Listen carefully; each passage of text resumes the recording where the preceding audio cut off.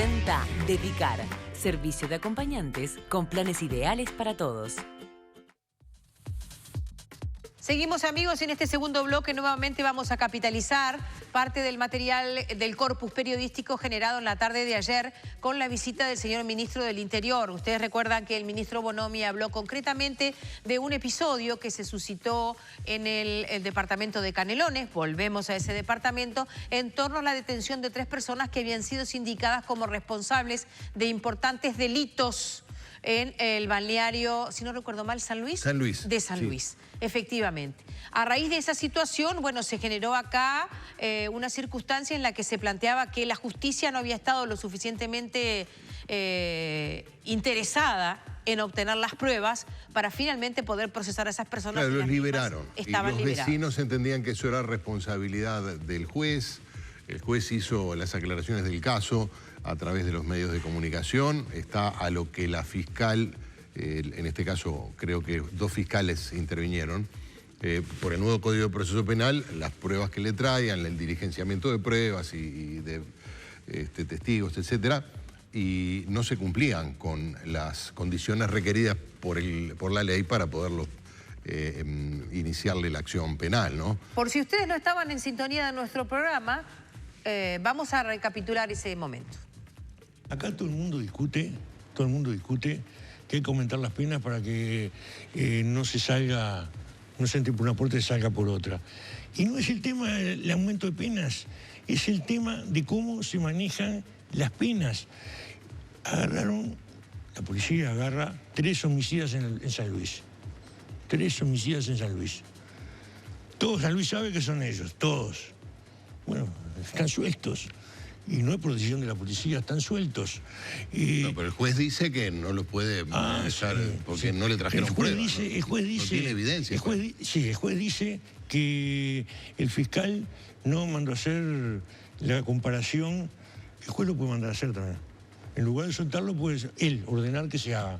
¿Por qué no lo hizo? ¿Por qué no lo hizo? ¿Usted está conforme con el fiscal y con el juez? El juez es el que no está conforme con el fiscal. El juez dice, el fiscal tenía que haber hecho esto. Él lo podía hacer también. Él también lo podía hacer. ¿Por qué no lo hizo en vez de dejarlo suelto? Me escribe Marcos Cejas, el juez del caso de San Luis, juez de Atlántida. Dice, los jueces no tenemos iniciativa probatoria con el nuevo código. Quería hacer esta aclaración porque usted decía que... Dice, ni siquiera podemos efectuar preguntas ampliatorias. Tienen la responsabilidad de la indagatoria. Si de ahí cosas pendientes pueden preguntar. Bueno, el juez dice que no, ministro. Bien. ¿Qué quiere que le diga? Quedamos en contradicción entonces. Bueno, ahí está. Asociación de Magistrados. Bueno, así se planteaban las cosas ayer de tarde. Magdalena Correa está en la Asociación de Magistrados, que es obviamente una entidad de carácter gremial que agrupa a los magistrados del Uruguay, a los jueces, a las juezas de nuestro país. Vamos a ver la respuesta de los magistrados a estas palabras del ministro Bonomi. Adelante, Magdalena. Marina y Gerardo, buenas tardes. Estamos con Alberto Reyes, el presidente de la Asociación de Magistrados, porque entiende que hay un artículo en particular que contradice lo que señalaba ayer el ministro del Interior, Eduardo Bonomi. Hablamos del artículo 144. Buenas tardes y bienvenido a La Tarde en Casa. No es el ánimo contradecir al ministro, sino explicar por lo pronto que hay determinados artículos del nuevo Código del Proceso Penal que no van de la mano de lo que manifestó ayer el jerarca. Bien, sí, por supuesto. No, el tema es que con el caso concreto hay un problema evidentemente que no está en conocimiento del ministro. No es la primera vez que hemos tenido que salir a aclarar alguna imprecisión con relación a lo que debe ser una actuación de un juez. Es decir, el ministro ha tenido alguna oportunidad también anterior, salidas de este tipo, que en realidad nosotros pensamos que no contribuyen a mejorar el sistema, sino que en definitiva de alguna manera lo contribuyen a desacreditarlo, y en concreto en este caso es muy claro que los jueces no pueden, tienen vedado, prohibido la iniciativa probatoria. Es decir, lo que se le reprochó en concreto en el programa de ayer es que no adoptó una iniciativa, una prueba, no dispuso de oficio una prueba que era extraer el proyectil de un cadáver. Eso no lo puede hacer el juez. Incluso ¿qué señala concretamente ese artículo, el 144, en uno de sus literales? Los jueces no podrán realizar actividad probatoria ni incorporar de oficio evidencia alguna. Es decir, claramente es una prohibición que tiene su explicación en, digamos, la impronta acusatoria del nuevo sistema. Quizás el ministro tuvo presente lo que pasaba en el viejo sistema, donde el juez podía, digamos, tener alguna iniciativa probatoria, o tenía mucha iniciativa probatoria, pero en el actual sistema no tiene ninguna. Es una cuestión que no admite matices, es decir, no hay, digamos, dos bibliotecas con esto.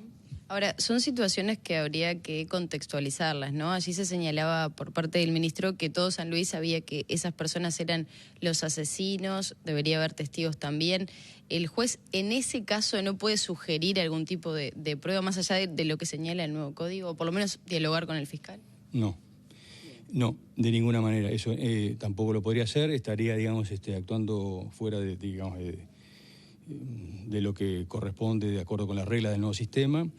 O sea que el único reproche que se le puede hacer al juez, y que supongo que se dará por ahí que hay una apelación de la Fiscalía, no sé si ya la formuló, es si con el resto de la prueba alcanzaba o no para condenar. Ese es otro tema. Pero tampoco corresponde que, digamos, el ministro señale que todo San Luis sabía que eran los asesinos, porque eso es un argumento un poco relativo, o bastante. Porque, digamos, en la medida que todo un lugar o todo un pueblo sabe que alguien cometió un delito, ¿en base a qué? Porque de alguna manera, digamos, no habría muchas garantías, ¿no? Es decir, si es por algún conocimiento directo o por un rumor, en fin, es algo que en definitiva no aporta mucho, ¿no? Todo San Luis. El ministro también hacía referencia a otro caso donde se le dictaminó prisión domiciliaria ante una rapiña. ¿Qué especificaciones se pueden decir al respecto? Sí. Ocurre lo siguiente, si nosotros venimos de un sistema donde la prisión preventiva era de regla, en el sentido de que era preceptiva para determinados casos, y los casos en los cuales era preceptiva eran demasiados. Y pasamos a un sistema donde la adopción de una prisión preventiva con medida cautelar es el último recurso, está pensado, diseñado de esa manera. Y se está dando, en definitiva, lo que pasa, que más allá que pueda ser algo opinable, que en algunos casos ha generado, digamos así como sorpresa, en fin, pero ese tipo de medidas puede ser cuestionada, pero no sé si tiene sentido, pero esto es una opinión personal y creo que todos los jueces estarán conmigo, que el ministro del Interior, ministro, el que venga o el que estuvo, analice caso a caso las decisiones de prisión preventiva, porque en definitiva son cuestiones, digamos, de criterio, de ajuste de criterios. Lo que señala el jerarca, o Bonomi, en este caso es que esas personas después vuelven a cometer delitos mientras están en prisión domiciliaria. Bueno, eso es una no sé si en este caso lo ha comprobado, eso puede ser, pero tampoco le digo lo siguiente, si hubiera en la política pública hubiera una preocupación como la debió haber por las medidas alternativas de seguimiento, control, adopción racional, etcétera, no tendría por qué ocurrir eso. Es decir, se vigila a la persona, aunque esté en su casa, en libertad o arresto domiciliario. Si partimos de la base que no hay otra forma de tener una vigilancia sobre la persona que estando presa, bueno, sí, la lógica es entonces, la prisión preventiva tendría que ser, como en el sistema anterior, preceptiva. Y creo que eso no es algo positivo, ¿no? Más allá que en algún caso pueda, digamos, haber algún tipo de discrepancia con la medida que se tomó. Pero digo, no es el ministro, me parece a mí que tiene que salir en cada oportunidad decir esto estuvo bien o esto estuvo mal. El ministro del Interior, en administración, como ninguna de las anteriores, porque ha pasado históricamente en Uruguay, el ministro del Interior no es alzada del Poder Judicial. No está, digamos, previsto en el sistema como que es el que pondera y valora si estuvo bien o estuvo mal la actuación de un juez. Reyes, aprovecho brevemente a consultarle cómo viene funcionando la aplicación del nuevo Código del Proceso Penal desde el punto de vista de la Asociación de Magistrados. Bueno, está a la vista que hay problemas. Los problemas hay diferentes focos o lugares de problemas. Digamos, uno que es en la persecución anterior a la intervención al juicio, a la formalización, que es si está haciendo el sistema nuevo aquello que se prometió que iba a ser, más efectivo con el combate del delito. Bueno, ahí cada uno sacará sus conclusiones, pero no es un problema, digamos, del diseño del sistema, sino en todo caso de la implementación. Se está trabajando en ello. Lamentablemente, antes de que la implementación, o que los ajustes a la implementación estén acordados entre todos los integrantes del sistema de justicia, que incluye naturalmente a la policía, a la fiscalía, Poder Judicial, ya se está pensando en modificar el sistema, como si el diseño del sistema fuera el problema y no su implementación, que es un error. Reyes, le agradecemos estos minutos. Órdenes. Muchas gracias. Seguimos con ustedes, María Inés y Gerardo. Bien. Muy bien. Muchas gracias. Una entrevista que, bueno, si bien nos quedamos cortos en tiempo, hemos podido capitalizar y que seguramente vamos a seguir capitalizando. Hasta ahora, muchas gracias a nuestros compañeros y ahora darle la bienvenida a nuestro invitado. Le agradecemos mucho, más allá de que no es la mejor manera de recibirlo, plantearle un conflicto doméstico. No, claro, pero la ingeniero. culpa no. ¿Cómo anda, ingeniero? Buenos días, buenas tardes. ¿Cómo anda? Marcelo Amado, director de Regulación Alimentaria de la Intendencia de Montevideo. La culpa es mía porque conociendo la naturaleza de los niños, viste, después que le enseñas la regla al niño, te vigila a ver si vos la cumplís. Eso es muy bueno. Eso es muy bueno. Ahora, para vos, ¿no? Para precisarlo de los 20 segundos, son 20 segundos enjabonándose, Ah, era el doble. refregándose y luego se enjuaga. ¿20 y 20? No. 10 y 10. El enjuague es lo que sea. 20 segundos es lo que se requiere para pensé poder que con solo extraer. 10. Exactamente. Ah, No, ese es el técnico. Y repito esto, lo de la técnica del lavado de manos es imprescindible para todos aquellos que elaboren alimentos. claro. Y es Porque yo mucho más elaboro en casa, importante. de verdad le digo. Exacto. Venís del supermercado, yo qué sé, cosas que traes. Siempre. Y vas a manipular alimentos, obviamente primero hay que lavarse las manos. Sí, nosotros nos criamos con la indicación de mi abuela, Sí. que llega de la calle, Sí. Llegás de la casa y Llega lavate de la las calle manos. y lavarse las manos. Exactamente. Pero no tenía segundero su abuela, ¿no? no, Eso lo incorporó usted, ¿eh? pero nos controlaba. Claro, claro. Bueno, hay una etapa en la adolescencia de mucho joven que es invitado a bañarse Bueno. en reiteradas oportunidades y se han visto casos, si están registrados como estudio, se prende la ducha y alguien lee revistas en otro lugar del baño, ¿no? Bueno, pero para el alimento lo fundamental Pequeños son delitos las manos. domésticos. También pasa eso. Bueno, ingeniero, le agradecemos mucho su presencia y al margen de estas bromas que tienen que ver justamente con la cercanía que hemos tenido con nuestro invitado y el enorme respeto que tenemos por su idoneidad técnica, se ha generado una situación en nuestro país de alimentos que han llegado a distintos destinos por personas que los han obtenido a través de aplicaciones, a través del teléfono celular y que los mismos han generado, bueno, momentos ingratos. Seguramente o porque estaban mal preparados o porque estaban fuera de tiempo, etcétera. ¿La Intendencia puede llegar a controlar esa situación? ¿Tiene potestades? Sí, la Intendencia tiene potestades, pero primero quiero agradecerle a ustedes la invitación a esta casa y que nos sentimos muy a gusto. Muchas gracias. Los desafíos no conmigo, sino con otros técnicos u otros actores a que existiera un bloque sobre el tema de alimentos, aunque sea mensual, porque me parece que el tema de alimentos es un tema muy importante que debería estar sobre la mesa, no solo en el momento de comer. El sistema alimentario es complejo y cada vez se hace más complejo. Tú decías, María Inés, que hoy hay una forma de acceder, es el móvil, muy rápidamente, a través de una aplicación. Entonces, toda la información de los alimentos se encuentra en este dispositivo, ¿no? En este dispositivo lo podemos resumir aquí en un Pendrive dispositivo que tiene en su sí, mano. un pendrive o dispositivo de memoria, como se dice actualmente. Claro. Y aquí está toda la información de los alimentos. Entonces, ¿Cómo toda? La información de alimentos que esa aplicación ofrece a ustedes. Ajá. Ahora, esa información se transforma en qué? En un vehículo para adquirir alimentos, es decir, la empresa alimentaria hoy es esto. Digo, haciendo la imagen, ¿verdad? Bien. Esto es una empresa alimentaria. Entonces, esa empresa alimentaria Pero ahí que hay una ofrece duda, alimentos... porque sí, pero adelante, esa empresa adelante. alimentaria que ofrece alimentos y es el vehículo a través del cual el consumidor se comunica con ese alimento e interactúa con el alimento y luego después lo recibe para poderlo ingerir. Esta responsabilidad que está acá en la empresa, se le llama e-commerce, le podemos llamar empresas online, distintos nombres técnicos que tienen, claro. o aplicaciones, ellos tienen la responsabilidad de chequear y de poner al servicio del consumidor, que esa es la responsabilidad que deben tener hacia los consumidores, la información de dónde se elaboró el alimento, cómo se registró esa empresa, o sea, la garantía de que esa empresa que ofrece el alimento está registrada y tiene un respaldo de control bromatológico de alguna de las intendencias, de acuerdo a donde esté ubicado, y que esa dirección es real. Entonces, esas empresas alimentarias que hoy le llamamos e-commerce o e-commerce y que son de aplicaciones y las cuales aparentemente estarían omnibuladas por lo que es el ciberespacio, eso debe estar registrado. Nosotros hoy tenemos herramientas para poder controlar a lo que son las empresas físicas. Lo que el consumidor le tiene que tener claro que a la hora de utilizar una aplicación de este estilo, que llega por el ordenador o por el celular, tiene que visualizar y tener claro cuál es el lugar que elaboró ese alimento, y cuál es la dirección de ese lugar.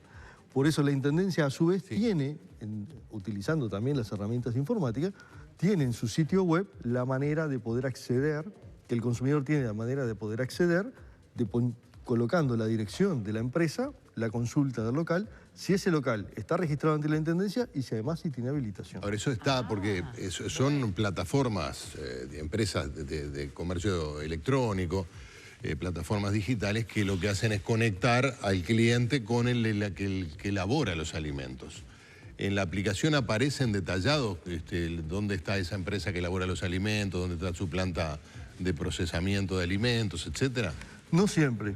Y nosotros hemos encontrado, porque digo, ¿por qué accedemos a veces a ese tipo de información? Accedemos a través de alguna denuncia. Más allá que en este momento, desde hace unos meses, estamos haciendo una pesquisa con un compañero que se dedica específicamente a la parte informática. Ajá. Y estamos relevando cientos de empresas que figuran en las plataformas y que no tienen o dirección o que sus direcciones no son reales. Y después tenemos otras decenas que, si bien tienen todos esos datos, llegamos y no tienen la habilitación bromatológica y ya hemos clausurado varias decenas. Está bien. ¿Desde cuándo ha clausurado? Bueno, venimos en esta iniciativa de esta metodología en particular desde este año y llevamos varias decenas de clausuradas o de inhibir el desarrollo. ¿50? Tal vez 80. Bien. Lo que va este año. Desde que empezó el año, la Intendencia de clausura y cierre, porque cuando la empresa no cierra porque se le intima a cerrar, tenemos que ir a la clausura. Supongo que debe haber mucha gente, profesionales de la gastronomía, gente que ha trabajado en restaurantes o en pizzerías, etcétera, que de repente, si me compro una cocina o un horno más grande de tipo industrial, me anoto en esta aplicación, le pongo un nombre de fantasía, yo sé hacer pizza, sé hacer empanado, lo que sea, y estoy a lo que salga de la empresa de la aplicación. Y quizás lo hagan con la mejor voluntad, pero sin la debida habilitación, eso no debe ocurrir. Pienso yo, ¿no? Claro, de verdad que no conozco la realidad. Me pareció muy oportuna la frase que tú utilizaste y la palabra voluntad. Esto no se trata de mala o buena voluntad. Esto se trata de capacidad o no tener capacidad para elaborar alimentos. Cuando incluso el caserito, yo siempre le digo el caserito y le digo a los televidentes y a las televidentas, bueno, ¿qué es un caserito? Es algo elaborado en casa. Claro. Cuando nosotros elaboramos en casa, tenemos determinada cantidad de ingredientes, tenemos un espacio que es el de nuestra casa y además tenemos alrededor nuestro otros familiares. Yo le pido al televidente que se imagine cuando solicita una pascualina elaborada en la casa, que él no es el único comensal. Hay otros cientos o otras decenas que también van a consumir pascualina y van a hacer varias decenas de pascualinas elaboradas en una casa en un mismo momento. ¿Y cuál es la capacidad que tiene esa cocina para poder tener y guardar los insumos de manera correcta, cuando en algunos casos que hemos podido concurrir, hasta el perro está?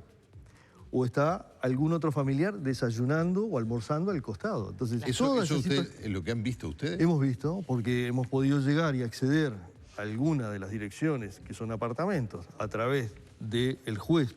Primero tenemos que ir al juez, nos tiene que autorizar al allanamiento. Cuando llegamos al allanamiento, encontramos esa situación. No, está bien. El caso del Yo por eso sushi, le pongo esos casos, ¿no? Entonces, esa oferta de alimentos que nosotros de forma muy ingenua lo que hacemos es teclearla, si no tenemos datos de certeza y si la empresa que la ofrece no tiene la certeza para el consumidor de darle la información, y ahí está el punto.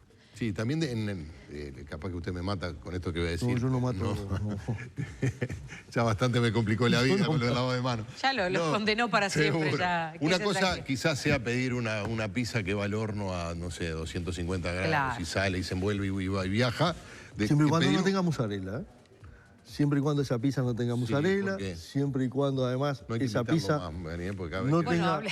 no tenga algún ¿Cómo otro... le va a decir a un invitado? Delante de él que no lo va a invitar ¿Por más. qué? Pero no, Bueno, no, no, pero podemos hablar... Ayer el ministro- Podemos hacerlo ahora telefónicamente. cuénteme lo de la mozzarella. Ayer Podemos el ministro hacerlo se- telefónicamente. ¿no? Amenazó con volver con tobillera. Con y hoy canillera. usted, Con claro, con canillera. Y hoy usted le dice al invitado, no lo traemos más. Este programa no, pero llega al fin de explíqueme semana. lo de la mozzarella, pues mejor. No, porque nosotros podemos igual hacerlo por teléfono si usted no quiere. No, le comentaba recién... que- Dígalo de la mozzarella que tenemos que ir a hacer una pausa, por Está, favor. lo de la mozzarella, porque la mozzarella depende de las condiciones en que fue Claro. guardada, cortada y requiere determinada cadena de frío y además requiere una temperatura que a veces esas pizzas pueden ser calentadas en microondas. Sí. Tenemos Y- que tener la certeza de que esa pizza con la mozzarella adentro tuvo más de 180 grados, 200 Porque grados si para no, derretir. ¿qué?